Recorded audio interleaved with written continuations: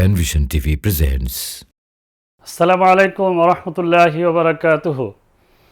পেনভিশন টিভির বিশেষ আয়োজন ফারায়েজ শিখার সহজ পাঠ অনুষ্ঠানের পক্ষ থেকে কাছের ও দূরের শিক্ষার্থী বন্ধুদেরকে স্বাগত জানাচ্ছি। আমরা প্রোগ্রামের চতুর্থ পাঠ আজকে শুরু করতে যাচ্ছি। আশা করছি সবাই এই পাঠের মাধ্যমে ফারায়েজ শিখার বিশেষ কিছু দিক নির্দেশনা পেয়ে যাবে। আমরা আজকে এই পাঠে শিখব বৈপিত্রেয় ভাই বোন এবং স্বামীর অবস্থা সম্পর্কে। অর্থাৎ কোনো ব্যক্তি যখন মারা যায়, তার যদি বৈপিত্রেয় ভাই বোন থাকে, তারা সম্পদের কতটুকু পাবে, কখন পাবে না।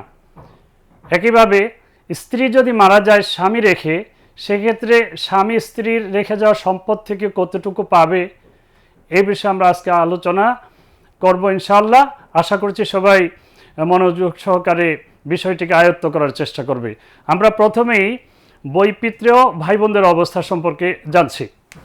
আমরা বৈপিত্রেয় ভাই বোন বলতে যাদেরকে বুঝি, তারা হচ্ছে মূলত এমন ভাই বোন যে এদের পিতা ভিন্ন মা এক। অর্থাৎ ভাই বোন তাদের দুইজন ভাই বোন, এদের পিতা দুইজন, কিন্তু দুইজন একই মায়ের সন্তান। এদের পরস্পরকে বৈপিত্রেয় ভাই বোন বলে থাকে। যেমন কোনো ব্যক্তি, কোনো মহিলা প্রথমে বিয়ে হয়েছে, সেখানে তার একটি সন্তান হয়েছে, পরবর্তীতে তার স্বামীর সাথে তালাক হয়েছে অথবা স্বামী মারা গেছে, সে আবার অন্য স্বামীর সাথে বিয়ে বন্ধনে আবদ্ধ হলো, সেখানেও তার কোনো সন্তান হয়েছে।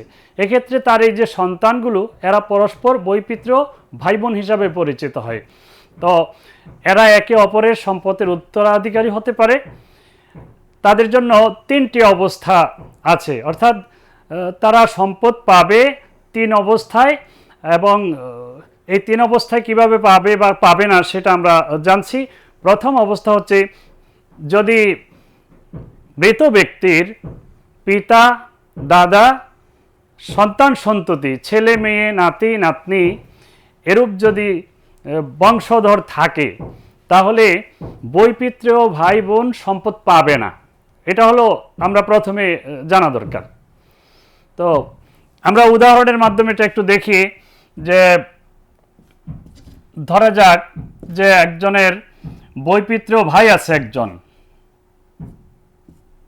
তাকে বলা হয় আখলি ওম, সাথে আমরা ধরি যে তার ছেলে আছে একজন এবন। এখানে মৃত ব্যক্তির ভাই আছে, অর্থাৎ বৈপিত্রেয় ভাই আছে একজন, সাথে তার ছেলে আছে। আমরা বলেছি যে সন্তান সন্ততি যদি থাকে, তাহলে বৈপিত্রেয় ভাই বোন সম্পদ পাবে না। এখানে ছেলে হচ্ছে আসাবা, অতএব পুরা সম্পত্তি ছেলে পেয়ে যাবে, বৈপিত্রেয় ভাই বোন সম্পদ পাবে না। আমরা বাংলায় যদি লিখি তাহলে লিখব বৈপিত্রেয় ভাই, আর লিখব পুত্র। এখানে দুইজন উত্তরাধিকারী আছে। যেহেতু পুত্র আছে, বৈপিত্রেয় ভাই সম্পদ পাবে না। এখানে তার সামনে আমরা ক্রস দিয়ে দেব, অর্থাৎ সে সম্পত্তি পাচ্ছে না। আর পুত্র, সে পুরা সম্পত্তির মালিক হয়ে যাচ্ছে, টোটাল একটা ভাগ হবে সম্পত্তিতে। এখানে যদি এমন হয় যে পুত্রের সাথে কন্যা আছে, তাহলে কন্যা পুত্রের সাথে সম্পদ পাবে, অর্থাৎ পুত্র দুই ভাগ, কন্যা এক ভাগ, এভাবে সম্পদটা ভাগ হবে। যদি তার পিতা থাকে, যে মারা গেছে তার যদি পিতা থাকে, পিতা থাকলেও বৈপিত্রেয় ভাই বোন সম্পদ পাবে না। তো বৈপিত্রেয় ভাই বোন, তাদের জন্য একই হুকুম প্রযোজ্য, এটা আমাদের স্মরণে রাখতে হবে। দ্বিতীয় যে অবস্থা বৈপিত্রেয় ভাই বোনদের, দ্বিতীয় অবস্থা হচ্ছে, যদি বৈপিত্রেয় ভাই বোন একজন হয় এবং তাদের সাথে পিতা, দাদা, পুত্র, পৌত্র, কন্যা, পৌত্রী, এই আত্মীয়রা যদি না থাকে, সেক্ষেত্রে একজন বৈপিত্রেয় বোন বা ভাই সম্পত্তির 6/1 পাবে। আমরা এটাকে নির্ধারিত অংশ হিসাবে আজ সুদুস বলে থাকি। আজ সুদুস, এই সুদুস মানে 6/1। আমরা একটা উদাহরণের মাধ্যমে এটাকে একটু ক্লিয়ার করে নেই যে বৈপিত্রেয় ভাই বোন একজন আছে, সে 6/1 সম্পত্তি পাবে। ধরে নিলাম যে বৈপিত্রেয় ভাই আছে একজন, বৈপিত্রেয় ভাই একজন আছে, সাথে যে আত্মীয়দের কথা আমরা বললাম তাদের কেউ নেই। ধরে নেই যে চাচা আছে, মৃত ব্যক্তির চাচা আছে, বৈপিত্রেয় ভাই আছে একজন। তো এখানে বৈপিত্রেয় ভাই সে 6/1 পাওয়ার কথা, অর্থাৎ সম্পত্তিটাকে আমরা 6 ভাগ করব।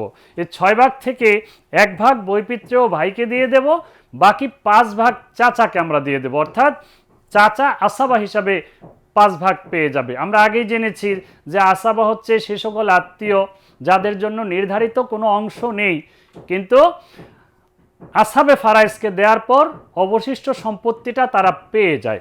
এখানে আমরা সম্পত্তিকে 6 ভাগ করব। 6 ভাগ থেকে 1 ভাগ দিয়ে দিলাম বৈপিত্রেয় ভাইকে, আর বাকি 5 পেয়ে গেল চাচা আসাবা হিসাবে, এ সমান সমান 6। এটা হচ্ছে বৈপিত্রেয় ভাই বোনদের দ্বিতীয় অবস্থা। এরপরে আমরা বৈপিত্রেয় ভাই বোনদের তৃতীয় অবস্থাটা পড়ব।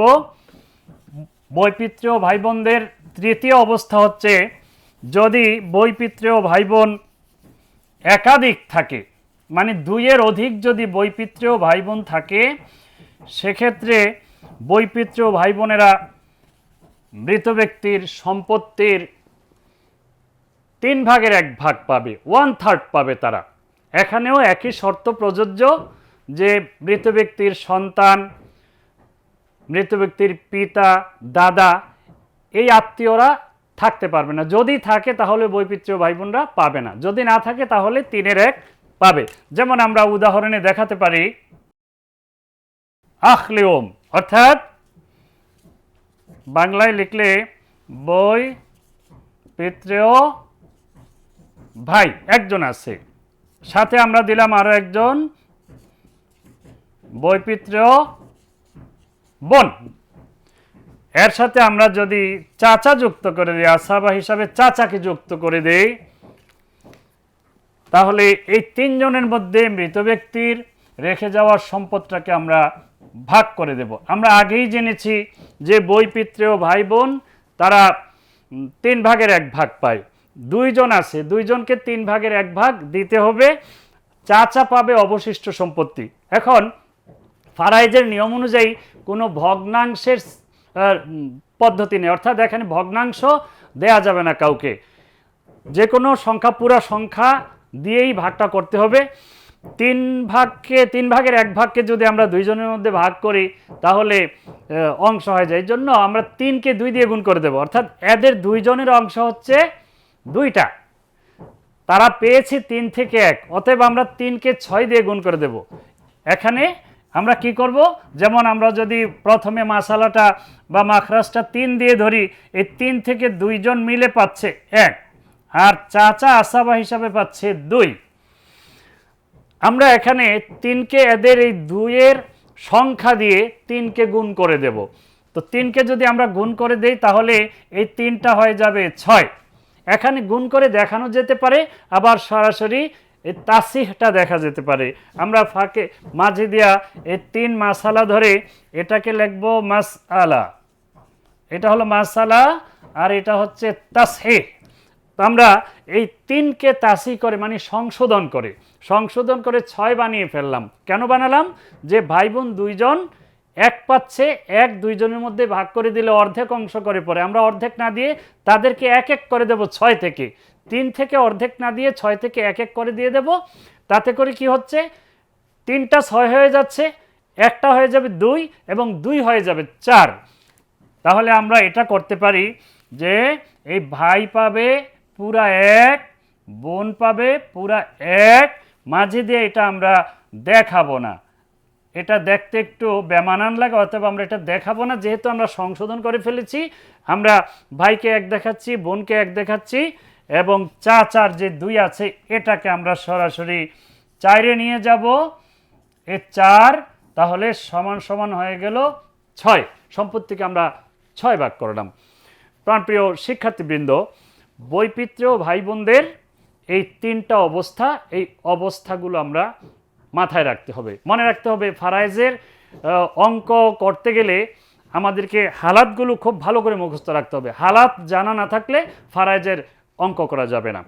দ্বিতীয়, আমরা যে বিষয়টা আজকের আলোচনায়, এই পাঠের আলোচনায় নিয়ে আসছি, সেটা হচ্ছে স্বামীর অবস্থা।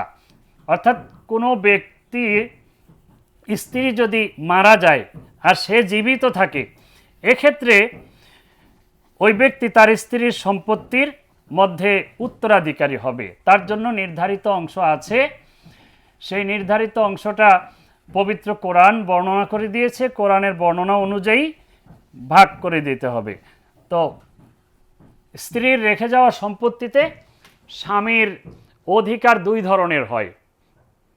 প্রথম হলো, যদি মৃত স্ত্রীর কোনো সন্তান সন্ততি থাকে, হোক ছেলে কিংবা মেয়ে অথবা নাতি নাতনি, মানে আমাদের দেশে আমরা নাতি নাতনি বলতে কন্যার সন্তানদেরকে বুঝি, এখানে কন্যার সন্তান প্রযোজ্য না, এখানে পুত্রের সন্তান যারা নাতি নাতনি বলতে পৌত্র পৌত্রীকে বোঝায়। কোনো ব্যক্তির পুত্র কন্যা কিংবা পৌত্র পৌত্রী এরা যদি জীবিত থাকে এবং ওই মৃত মহিলার যদি স্বামী জীবিত থাকে, এমত অবস্থায় স্বামী সম্পত্তির 4 ভাগের 1 ভাগ পাবে। 1/4, 4 ভাগের 1 ভাগ পাবে। যেমন আমরা একটা উদাহরণ দিতে পারি। ধরা যাক স্বামী জীবিত আছে, তারপরে ওই ব্যক্তির পুত্র আছে। এখন আমরা বলেছি যে স্বামী 4 ভাগের 1 ভাগ পাবে, অতএব সম্পত্তিটাকে 4 দিয়ে ভাগ করতে হবে। পুরা সম্পদকে 4 ভাগ করব আমরা। 4 ভাগ করে, এই 4 ভাগ করলাম আমরা সম্পদকে। 4 ভাগ থেকে 1 ভাগ দিয়ে দিলাম স্বামীকে, আর 3 ভাগ থাকে পুত্র। সে আসাবা হিসাবে 3 ভাগ পেয়ে গেল, এ সমান সমান 4। যদি এখানে পুত্রের পরিবর্তে কন্যা থাকে, তাহলে ওই স্বামী একই পাবে। বাকি সম্পত্তি থেকে কন্যা তার নির্ধারিত অংশ পেয়ে যাবে। অন্য কোনো আত্মীয় থাকলে সেই আত্মীয় অবশিষ্ট সম্পত্তিটা পেয়ে যাবে। আমরা এখানে পুত্রের সাথে যদি কন্যা দিয়ে উদাহরণটা সাথে যুক্ত করে দেখাই, তাহলে আমরা ভিন্ন একটা চিত্র পাই। যেমন পুত্র আছে, পুত্রের সাথে একজন কন্যাও আছে। এমত অবস্থায় স্বামীর যে অংশ, স্বামীর অংশ 4-এর 1 ঠিক থাকবে। পুত্র কন্যাদের মধ্যে অবশিষ্ট সম্পত্তিটা ভাগ হবে। তাহলে আমরা 4 ভাগ করলাম, 4 ভাগ থেকে 1 ভাগ দিয়ে দিলাম স্বামীকে, আর 3 ভাগ আছে। আমরা জানি যে পুত্র যেটুকু পায় কন্যা তার অর্ধেক পায়। উল্টাভাবে বলতে গেলে কন্যা যা পায় পুত্র পায় তার দ্বিগুণ। তাহলে আমাদের এই 4 থেকে 1 চলে গেল, হাতে আছে 3। 3 থেকে আমরা পুত্রকে 2 ভাগ দিয়ে দিলে, কন্যাকে 1 ভাগ দিয়ে দিলে সহজে মিলে যায়। অতএব আমরা এইভাবে দিয়ে দিতে পারি যে অবশিষ্ট সম্পত্তি থেকে আসাবা হিসাবে পুত্র পেল 2, কন্যা পেল 1, এই সমান সমান 4। এটা হচ্ছে স্বামীর প্রথম অবস্থা। স্বামীর দ্বিতীয় অবস্থা হচ্ছে, যদি পুত্র পৌত্র কন্যা পৌত্রী এই জাতীয় অধস্তন বংশধর না থাকে, তাহলে স্বামীর সম্পত্তির অর্ধেক পাবে। স্ত্রীর সম্পত্তির, রেখে যাওয়া সম্পত্তির অর্ধেক স্বামী পাবে। বাকি যে সম্পত্তি সেটা অন্যান্য আত্মীয় যদি থাকে তাহলে তারা পেয়ে যাবে। যেমন আমরা দেখাতে পারি যে স্বামী জীবিত আছে, কোনো মহিলা মারা গেছে, তার স্বামী জীবিত আছে, তার পিতা জীবিত আছে, ধরে নিলাম যে তার পিতা জীবিত আছে। এক্ষেত্রে স্বামী সম্পত্তির অর্ধেক পাবে। তাহলে সম্পত্তিটাকে আমরা 2 দিয়ে ভাগ করব। 2 দিয়ে ভাগ করে স্বামীকে 1 ভাগ দিয়ে দিলাম, আর 1 ভাগ বাকি আছে। এখানে আমরা 1 ভাগ পিতাকে দিয়ে দেব। এখানে পিতা আসাবা হয়েছে, স্বামীর সাথে পিতা, এখানে স্বামী এক পাওয়ার পর বাকিটুকুর আসাবা হয়েছে, অতএব সম্পত্তি আমরা 2 ভাগ করে দিলাম 2। যদি পিতার সাথে অন্য আত্মীয় থাকে তাহলে সেটার ভাগটা আমরা অন্যভাবে করতে হবে। ধরে নিলাম স্বামী জীবিত আছে, পিতা নেই, অন্য কোনো আত্মীয় জীবিত আছে, সেক্ষেত্রে আমরা কি করব একটু দেখে নেই। ধরে নিলাম যে পিতার পরিবর্তে ধরে নিলাম যে চাচা জীবিত আছে মৃত ব্যক্তির, এর সাথে আমরা ধরলাম যে বোন আছে একজন, বোন। এখানে স্বামী অর্ধেক সম্পত্তি পাচ্ছে, আবার নিয়ম মতো বোন যদি একজন হয় অর্ধেক সম্পত্তি পায়, তাহলে এই বোন অর্ধেক সম্পত্তি পেয়ে গেল, মানে 1 পেয়ে গেল। এখানে চাচা সম্পত্তি পাবে না, কারণ সম্পত্তি নেই। আগে বলেছিলাম যে স্বামী বা আসহাবে ফারাইজকে দেওয়ার পর যদি সম্পত্তি থাকে তাহলে আসাবারা পাবে, আর যদি না থাকে তাহলে আসাবারা পাবে না। এখানে চাচা আসাবা হয়েছে, সে পাচ্ছে না, কারণ সম্পত্তি 2 ভাগ হয়ে 1 ভাগ বোন পেয়ে যাচ্ছে, 1 ভাগ স্বামী পেয়ে যাচ্ছে। অতএব এভাবে ভাগ করে দিতে হবে। যদি মৃত ব্যক্তির স্বামীর সাথে অন্য কোনো ওয়ারিশ থাকে, স্বামীকে সম্পত্তির অর্ধেক দিয়ে দিতে হবে।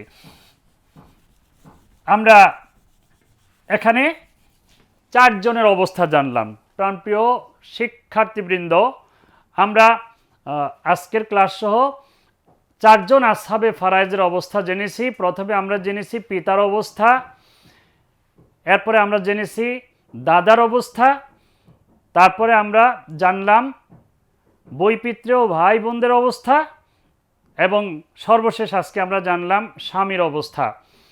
এই 4 জন পুরুষ সদস্য যারা নাকি আসহাবে ফারায়েজ হয় তাদের বিষয়ে আমাদের জানা হলো। আমরা পরবর্তী ক্লাসে বাকি আসহাবে ফারায়েজের অবস্থা জানবো। আল্লাহ তাআলা আমাদেরকে সঠিকভাবে এগুলো স্মরণে রেখে প্রয়োগ করার তৌফিক দান করুন। আমিন। আসসালামু আলাইকুম ওয়া রাহমাতুল্লাহি ওয়া বারাকাতুহু।